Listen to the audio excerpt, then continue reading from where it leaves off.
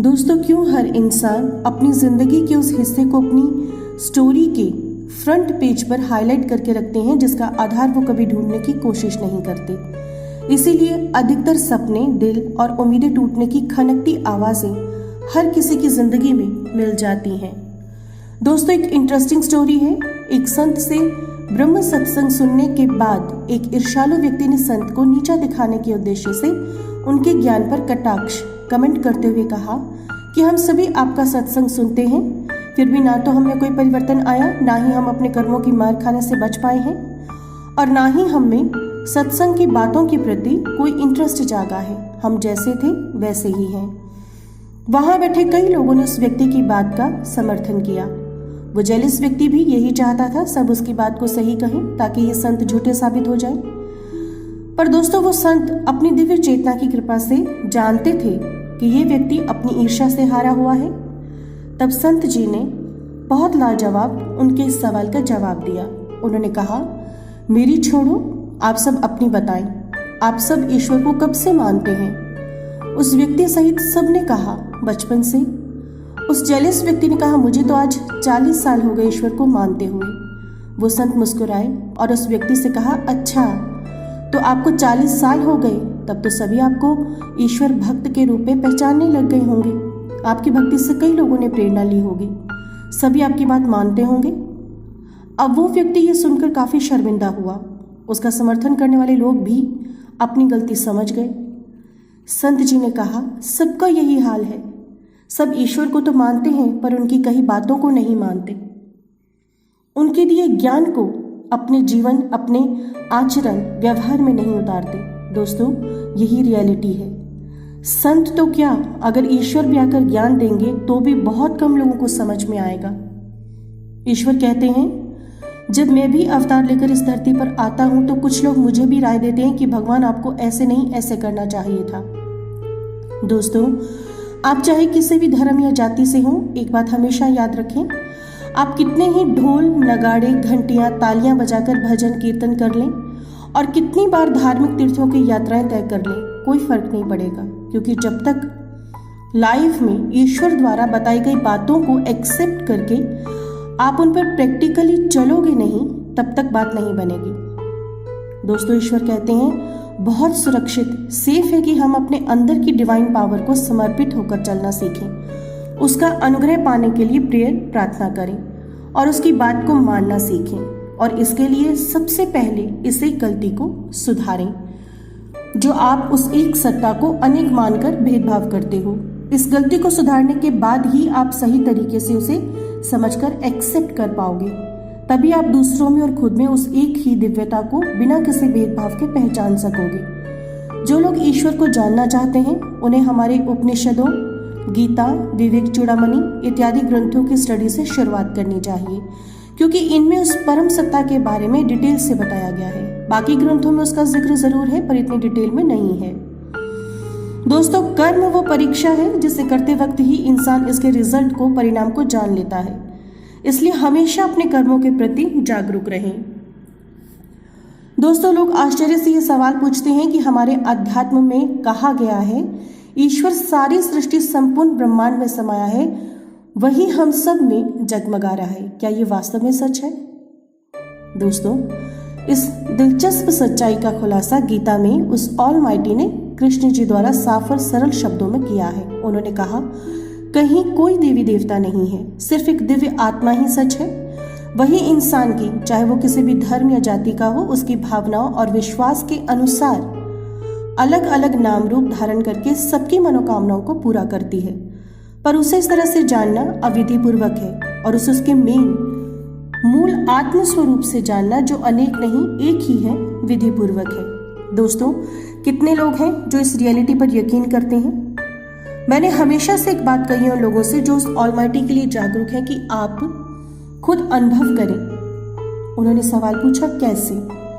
जिसका जवाब है, जब आप अपनी अंतरात्मा को सुनना और समझना शुरू करेंगे तभी आपको आगे बढ़ने का रास्ता मिलेगा। दोस्तों, दुनिया सोचती है कि शायद हमें इस चीज के लिए कोई गाइड करेगा बाहर। हाँ, हो सकता है, हम कुछ अनुभवी लोगों से इस मार्ग के बारे में जानें। हमें उनकी बात ज़रूर सुननी चाहिए और समझना भी चाहिए, लेकिन हमें हमेशा इस बात को याद रखना है कि सच को जानने और अनुभव करने के लिए हमें खुद उस रास्ते पर चलना होगा। दोस्तों, सारा ब्रह्मांड, संपूर्ण सृष्टि हमारे अंदर की इस डिवाइन पावर के आदेश से अपनी परिधि यानी अपने दायरे में रहती है। बहुत आश्चर्य हुआ था वैज्ञानिकों को उस वक्त जब उन्होंने पहली बार ब्रह्मांड का नज़ारा देखा था और दुनिया को उसके बारे में बताया था। उन्होंने दुनिया को बताते हुए और दिखाते हुए कहा कि किस तरह से बड़े बड़े ग्रह जो हमारी पृथ्वी से भी विशाल हैं, वो बिना गुरुत्वाकर्षण के किस तरह बिना नीचे गिरे अपनी निर्धारित जगह पर कायम है। दोस्तों, इतनी पावरफुल सत्ता हमारे अंदर है। उसने हम इंसानों के लिए भी हर बात के लिए कुछ हदें और दायरे हमारी सेफ्टी के लिए बनाए हैं, पर कितने लोग इस बात पर विश्वास करके उसे मानते हैं और सही रास्ते पर चलते हैं। दुनिया में आकर मनी, नेम, फेम के चक्कर में न जाने कैसे रास्ते और किस तरह की मेहनत इंसान करता है बिना अपनी वास्तविक जरूरतों को जाने समझे। गलत सोच, गलत रास्ते पर चलते हुए आपसी रंजिशों में खुद को सस्ता और अनसेफ करता जा रहा है। दोस्तों, अगर हम बात करें कि अपनी स्पिरिचुअल पावर के बारे में जानने और उससे जुड़ने के लिए कितने लोगों में इंटरेस्ट या इच्छा है, तो जवाब होगा 100 में से 40, सिर्फ 40 लोगों में। बाकी सब अपनी गलत जिदों और आदतों की कमजोरियों के आगे घुटने टेकने के लिए मजबूर हैं। लोगों ने परफेक्ट सक्सेस लाइफ के बारे में अपने विचार रखते हुए कहा, संध्या जी, वेस्टर्न कल्चर काफी स्टाइलिश और रिच है, उनकी जैसी फ्रीडम हमारे यहाँ नहीं है। यहाँ कमियां हैं जिनके सुधरने के बाद ही हम वेस्टर्न लाइफ के लेवल तक पहुंच पाएंगे। दोस्तों, जिस वेलगैरिटी को आप फ्रीडम कहते हैं, उसका खामियाजा भारतीय समाज में महिलाओं की हालत को देखकर समझ सकते हैं जो आज हो रहा है। पैसा कमाने, अमीर बनने की चाहत हो या किसी के पास खूब पैसा आ जाए तो वो सबसे पहले फॉरेन कंट्रीज की तरफ भागता है। वहाँ की लाइफस्टाइल को जीना उसे बहुत बड़ी बात लगती है। पैसा और नंगे जिस्मों को देखने, भोगने की चाहत इंसान को कहां से कहां ले जाती है। दोस्तों, वहां की जिस वल्गर फ्रीडम, रिच और स्टाइलिश लाइफ में आप अपनी सुख शांति सोचते, ढूंढते, मानते हैं, क्या आपने कभी सोचा है जिनका ये रिच और वल्गर फ्रीडम वाला कल्चर है, वो क्यों अपनी मानसिक शांति पाने के लिए हमारी मर्यादा वाली संस्कृति, संस्कारों वाले देश में हमारी आध्यात्मिकता की तरफ आते हैं? हमारा अध्यात्म उन्हें क्यों इंप्रेस करता है? जिन चीज़ों में आपको सुख मिलेगा, आपको ऐसा लगता है, तो जिनके पास ये सब कुछ है उन्हें इन चीज़ों में सुख क्यों नहीं मिलता? क्यों वो ईश्वर के हर रूल रेगुलेशन को मानने के लिए तैयार रहते हैं? उनका डिवोशन देखने लायक है। दोस्तों, क्या आप जानते हैं जिस तरह से आज फॉरेन कंट्रीज में डिप्रेशन का ग्राफ बढ़ता जा रहा है, उसे देखते हुए मनोचिकित्सकों का कहना है कि अगर यही हाल रहा तो आने वाले समय में दुनिया का हर 5वां इंसान निराश और हताश स्थिति में मिलेगा। आज डॉक्टर्स हमारी आध्यात्मिकता में बताए मेडिटेशन को करने की सलाह देते हैं, क्योंकि उन्होंने डिप्रेस पेशेंट्स पर इस मेडिटेशन का चमत्कारिक प्रभाव देखा। वो हैरान थे कि ये सब कैसे हुआ। क्या आपने सोचा है इंडियंस क्या कर रहे हैं? अपनी मानसिक शांति कहाँ ढूंढ रहे हैं? हमारे यहाँ भी डिप्रेशन के पेशेंट्स बढ़ रहे हैं। फॉरेनर्स हमारी आध्यात्मिकता से जुड़कर बाहर से अपने अंदर अपनी डिवाइन पावर की तरफ मुड़ रहे हैं, वहीं इंडियंस बाहर झूठ की तरफ भाग रहे हैं। कितना अजीब है ना दोस्तों। जिनके यहाँ प्रेम की शिक्षा दी जाती है वो वासना में प्रेम ढूंढ रहे हैं, और जहाँ वासनाओं की भरमार है वो प्रेम का अर्थ समझने, उसे पाने हमारे यहाँ आ रहे हैं। क्या आप जानते हैं जिस सेक्स के लिए दुनिया पागल है, उसी सेक्स पर आधारित दुनिया के सबसे प्रसिद्ध कामसूत्र को स्वयं के अनुभवों से लिखने वाले अनुभवियों ने अंत में स्वीकार, एक्सेप्ट करके वही कहा जो सभी महान ईश्वरीय विभूतियां इस जमीन पर अवतरित होकर कह चुकी हैं कि आनंद किसी के शरीर में नहीं बल्कि अपने अंदर, अपनी उस रियलिटी में है जिससे ये शरीर जिंदा है और जिसे हम कभी समझने या देखने की कोशिश नहीं करते।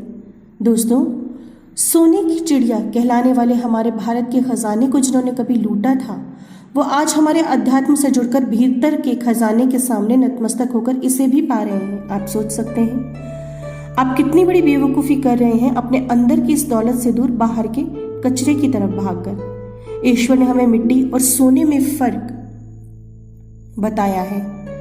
तो क्यों अपनी स्वार्थ पूर्ति की फितरत में अपनी सच्चाई को नजरअंदाज करते हो? मिट्टी के लिबास यानी शरीर की सरहद को पार नहीं कर पाते, इसकी चाहत और इसकी इच्छाओं को पूरा करने की चाहत में अंत में मिट्टी हो जाते हो। दोस्तों, हर कल्चर में कुछ अच्छी बातें होती हैं जो हमें सीखनी चाहिए, पर हमें हमेशा ये याद रखना चाहिए कि सिर्फ भारत ऐसा देश है जिसके पूरे कल्चर में अच्छाइयाँ भरी हुई हैं। जिन कमियों की बात आप करते हैं उन्हें भी दूर किया जा सकता है। सबसे बड़ी कमी और गिरावट हमारे देश में राजनीतिक और घटिया मनोरंजन के स्तर पर है, जिसे बड़े स्तर लेवल पर सुधारने की जरूरत है। अगर इस देश का हर नागरिक चाहे तो एकता की भावना के साथ कमियों को मिटा सकता है, पर लोग साथ मिलकर चलना कुछ बातों में ही जानते हैं। यहाँ अधिकतर अपने अहम के भक्त हैं, यहाँ बहुत कम ईश्वर भक्त हैं। जो ईश्वर भक्त हैं उन्हीं की वजह से इंसानियत जिंदा है और समाज में अच्छे बदलाव देखने को मिलते हैं। बहुत लोग ये सोचते हैं कि राजनीति में अध्यात्म क्या हेल्प कर पाएगा। दोस्तों, इतिहास गवाह है कि आध्यात्मिक स्तर पर राजनीति करने वाले राजाओं ने ही एक छत्र राज्य करने में सफलता पाई है। बाकी सब कब आए और चले गए उन्हें याद नहीं रखा गया। दोस्तों, लाइफ को एंजॉय कैसे करना है, इस क्वेश्चन का राइट आंसर ढूंढो। पूरी जिंदगी की कहानी शुरू से लेकर अंत तक की समझ आ जाएगी अगर इस एक लाइन का मतलब समझ जाओगे, जो भगवान कहते हैं कि देह को नहीं देही को देखो, समझो।